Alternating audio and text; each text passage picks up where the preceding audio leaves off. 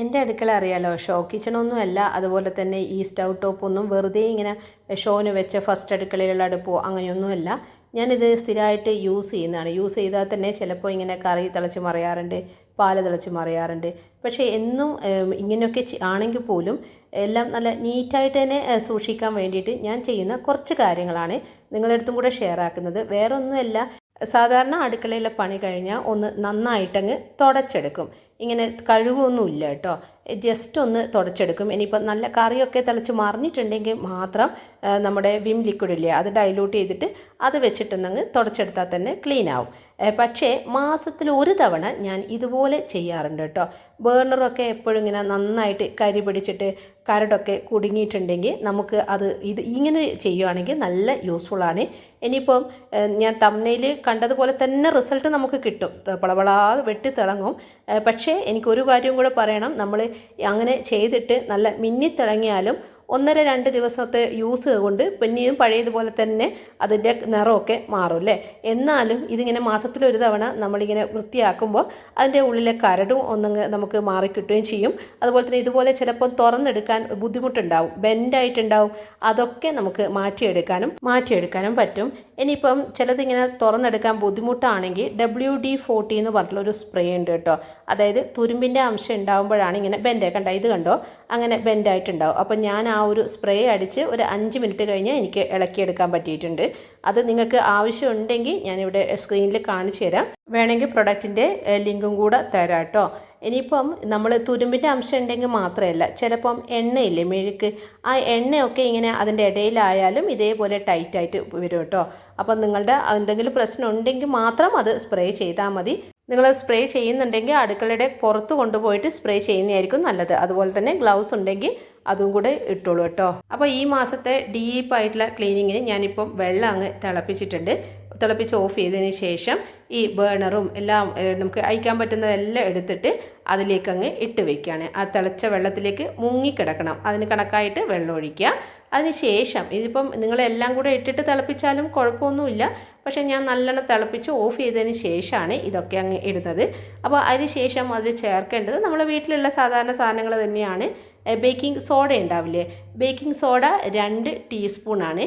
Baking പൗഡറല്ല, baking soda 2 ടീസ്പൂണിൽ കൂടുതൽ എടുക്കണ്ട കേട്ടോ. കാരണം ബേക്കിംഗ് സോഡ അറിയാലോ നല്ല പവറായിരിക്കും. പിന്നെ വിനാഗിരിയും 2 ടീസ്പൂണാണ്. പക്ഷെ അത് നമുക്ക് കുറച്ച് കൂടുതൽ എടുത്താലും കുഴപ്പമില്ല. 4 ടീസ്പൂൺ എടുത്താലൊന്നും ഒരു കുഴപ്പവും വരില്ല. പക്ഷേ ബേക്കിംഗ് സോഡ ഇതിൽ കൂടുതൽ വേണ്ട കേട്ടോ. ഇപ്പോൾ 2 ടീസ്പൂൺ ബേക്കിംഗ് സോഡയും 2 ടീസ്പൂൺ വിനാഗിരിയും, പിന്നെ വേണ്ടത് 2 ടീസ്പൂൺ നമ്മുടെ ഡിഷ് വാഷ് ലിക്വിഡില്ലേ, അതെന്തായാലും കുഴപ്പമില്ല.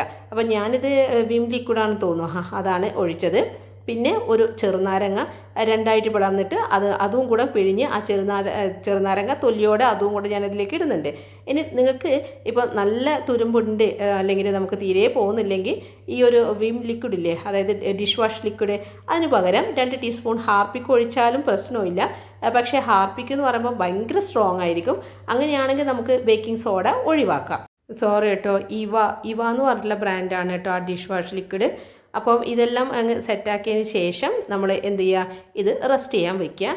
ഒരു 2 മണിക്കൂർ അങ്ങ് റെസ്റ്റ് ചെയ്യുക. നമ്മൾ അടുക്കളയിലെ പണിയൊക്കെ കഴിഞ്ഞിട്ട് പോകുന്നതിൻ്റെ മുന്നേ ഇത് ചെയ്താലും മതി. ഒരു 2 മണിക്കൂറിന് ശേഷം നമുക്ക് തേച്ച് കഴുകാം. ഇനിയിപ്പം പലരുടെയും ഒരു സംശയം ഉണ്ടാകും, ഇങ്ങനെ വെള്ളത്തിൽ ഇട്ട് വയ്ക്കുമ്പോൾ അത് തുരുമ്പ് പിടിച്ചു പോവില്ലേ, ദ്രവിച്ചു പോവില്ലേ എന്ന്. പക്ഷേ എൻ്റെ ഈ ഒരു അടുപ്പിൻ്റെ ക്വാളിറ്റി ഞാൻ പറഞ്ഞുതരാം.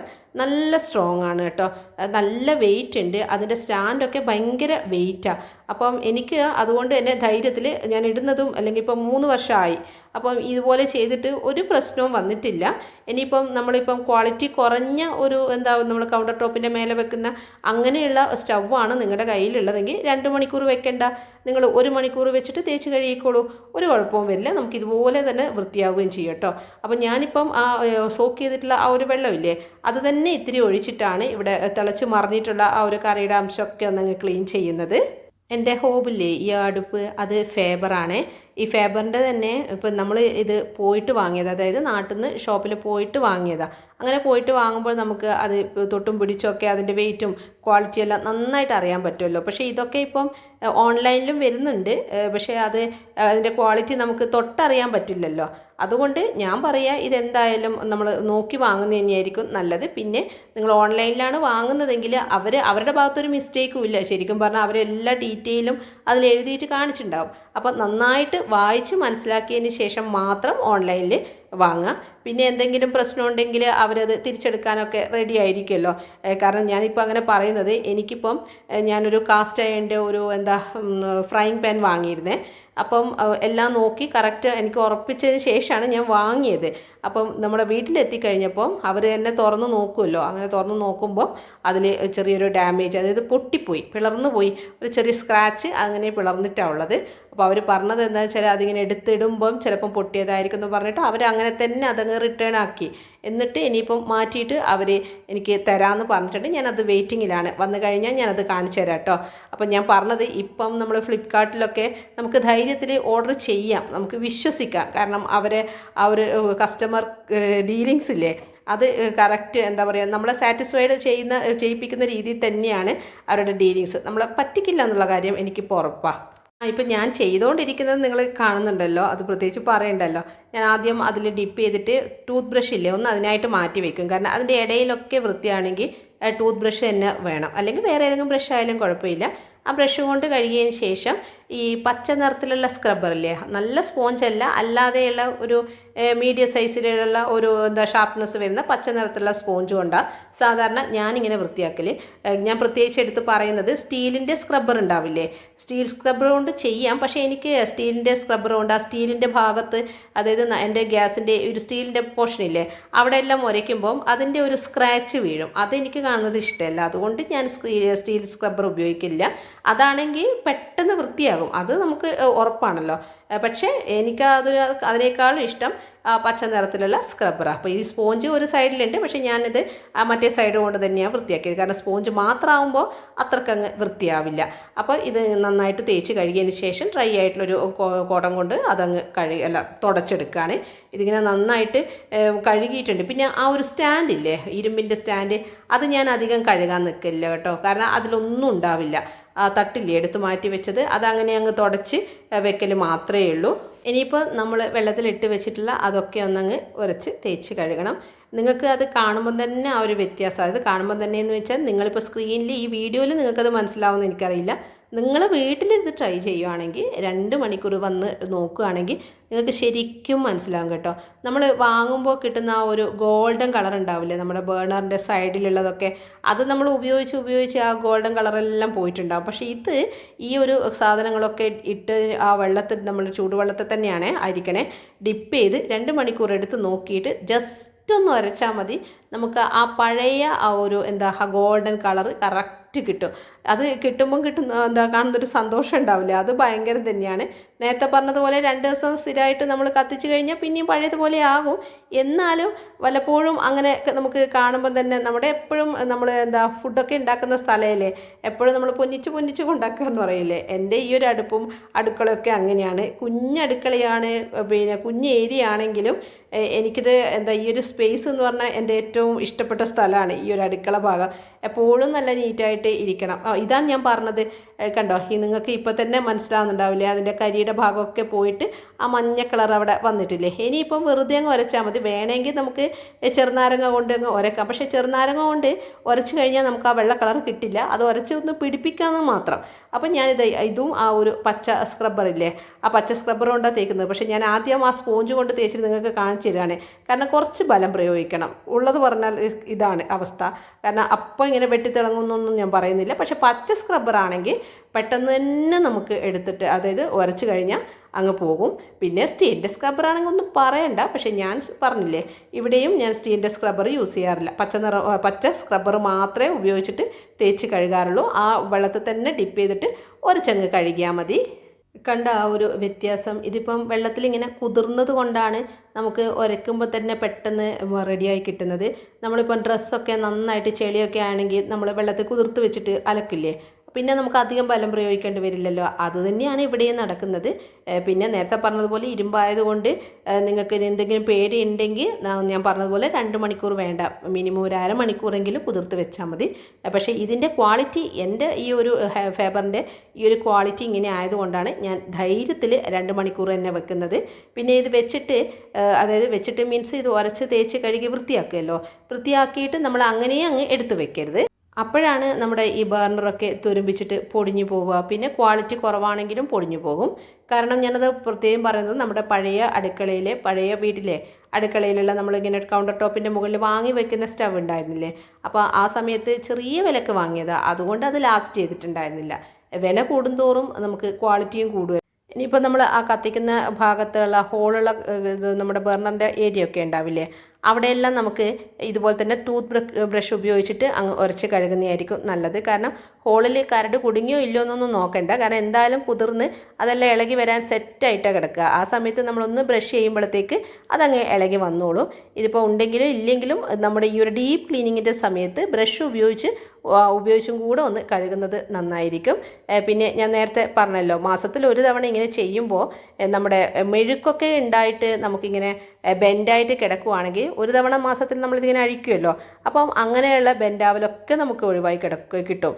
ഇതിപ്പം ഈ ഒരു രീതിയിലുള്ള ക്ലീനിങ് ഇല്ലാത്തത് കൊണ്ടാണ് പലപ്പോഴും പലരുടെയും ബർണർ അഴിച്ചെടുക്കാൻ ബുദ്ധിമുട്ടുണ്ടാവുന്നത്. മൊത്തം തേച്ച് വൃത്തിയാക്കിയിട്ടുണ്ട്. ഇനിയിപ്പോൾ ആ ഒരു വെള്ളമെല്ലാം കളഞ്ഞ് നല്ല റണ്ണിങ് വാട്ടറിൽ ഒന്ന് കഴുകിയെടുക്കുക മാത്രമേ ചെയ്യുന്നുള്ളൂ. പിന്നെ എൻ്റെ അടുപ്പിൻ്റെ കാര്യം പലരും പല സംശയങ്ങളും ചോദിക്കാറുണ്ട്. ഞാൻ അവർക്കൊക്കെ റിപ്ലൈയും കൊടുത്തിട്ടുണ്ട്. എന്നാലും ഞാൻ ഒന്നുകൂടെ പറയാം. വേറൊന്നുമല്ല, ഈ അടുപ്പ് നമ്മുടെ ഈ കൗണ്ടർ ടോപ്പ് ഇങ്ങനെ കട്ട് ചെയ്തിട്ട് ഇറക്കി വെച്ചാണല്ലോ. അങ്ങനെ ഇറക്കി വെക്കുമ്പോൾ നല്ല ബുദ്ധിമുട്ടുണ്ടോ, അതായത് എന്താ ലാസ്റ്റ് ചെയ്യുമോ എന്നൊക്കെ ചോദിച്ചിട്ടുണ്ടായിരുന്നു. അതും ഞാൻ പറയുക ക്വാളിറ്റി പോലെ ഇരിക്കും. പിന്നെ എപ്പോഴും നമ്മൾ ഫുഡ് കുക്ക് ചെയ്ത് കഴിഞ്ഞാൽ അപ്പം തന്നെ തുടക്കരുത്. അത് ഞാൻ മുന്നേ ഒരു വീഡിയോയിൽ പറഞ്ഞിട്ടുണ്ടായിരുന്നു. കാരണം എനിക്കിത് ഷോപ്പിൽ നിന്ന് അവർ പറഞ്ഞതാണ്. കാരണം അപ്പം തന്നെ തുടക്കുമ്പോഴാണ് ആ ഒരു ഗ്ലാസ് ഏരിയ ഒക്കെ പൊട്ടാനുള്ള ചാൻസ് വരിക. കാരണം നല്ല ചൂടായിട്ട് കിടക്കുന്ന സമയത്ത് നമ്മൾ നനഞ്ഞ തുണി കൊണ്ട് തുടക്കാൻ പാടില്ലെന്ന്. കാരണം നമ്മൾ എന്തായാലും ഫുഡ് കുക്ക് ചെയ്യുമ്പം ആ ഒരു ഗ്ലാസിൻ്റെ ഭാഗമില്ലേ, അവിടെയൊക്കെ ചൂടുണ്ടാവും. അപ്പം അതുകൊണ്ട് തന്നെ നന്നായിട്ട് തണിഞ്ഞതിന് ശേഷം മാത്രം ഗ്യാസിൻ്റെ ടോപ്പില്ലേ, സ്റ്റവ് ടോപ്പ്, അത് ഇതുപോലെയുള്ള വൃത്തിയാക്കലിന് നമ്മൾ ഇറങ്ങിയാൽ മതി കേട്ടോ. ഇനിയിപ്പം നമ്മുടെ എല്ലാം കഴുകി കഴിഞ്ഞിട്ടുണ്ട്. ഏറ്റവും നല്ലത് വെയിലത്ത് വെച്ചിട്ട് ഉണക്കുന്നതാണ്. അങ്ങനെയാണെങ്കിൽ നമുക്കിങ്ങനെ തുടക്കേണ്ട ആവശ്യമില്ലല്ലോ. നല്ല വെയിൽ കൊള്ളുമ്പോൾ തന്നെ അങ്ങ് ഉള്ളിലുള്ള വെള്ളമൊക്കെ നന്നായിട്ടങ്ങ് ഉണങ്ങിക്കിട്ടും. അതായിരിക്കും ഏറ്റവും നല്ലത്. കാരണം ആ ഹോളിൻ്റെ ഇടയിലൊക്കെ വെള്ളം ഉണ്ടാവുമല്ലോ. പക്ഷേ എനിക്കിപ്പം ഏതാണ്ട് വൈകുന്നേരം ആയിട്ടുണ്ടായിരുന്നു ഇത്. അതുകൊണ്ട് തന്നെ എനിക്ക് വെയിലില്ലാത്തത് കൊണ്ട് ഞാൻ നന്നായിട്ട് ഉള്ളൊക്കെ എടുത്തിട്ട് അങ്ങ് തുടച്ചെടുക്കുകയാണ്. അങ്ങനെ എല്ലാം നല്ല കോട്ടൺ വെച്ചിട്ട് തുടച്ചെടുത്തിട്ടുണ്ട്. ഇനി വേറൊരു കാര്യവും കൂടെ നമ്മൾ ചെയ്യണം കേട്ടോ. അതായത് നമ്മൾ ഫിറ്റ് ചെയ്യുന്നതിൻ്റെ മുന്നേ ഇത്തിരി നല്ലെണ്ണ ഉണ്ടാവില്ലേ, നല്ലെണ്ണയോ കടുകെണ്ണയോ ഒന്നുമില്ലേ, വെളിച്ചെണ്ണ മതി. അത് കുറച്ചൊന്ന് കയ്യിലെടുക്കുക. കുറേ ഓരോന്നിനും വേണ്ടിയിട്ട് നമ്മൾ എടുക്കേണ്ട, ഒരു തവണ മാത്രം ഒന്ന് കയ്യിൽ എടുത്താൽ മതി.